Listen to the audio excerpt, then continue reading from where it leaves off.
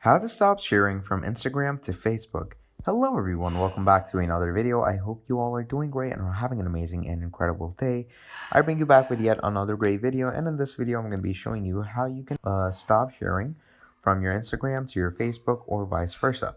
So without further ado, let's just get straight in. You're going to head over to your Instagram, and once you're in your Instagram, you're going to click on these three icons over here. And once you go over here, you're going to go in settings. Now, once you're in settings, what you're going to do is you're going to find your account settings or, your linked accounts or something like that.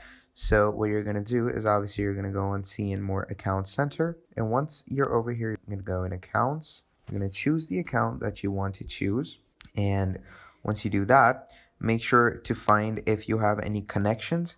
Now, if you do have connections, basically what's going to happen is you're going to see it in here in connected experiences. I don't have any accounts connected, but if you do, you're probably going to have your Facebook connected. So what you're going to do is you're just going to click on your Facebook, and from there on out, click on log out with this account. And from there on out, it's going to stop sharing your posts from your Instagram to your Facebook.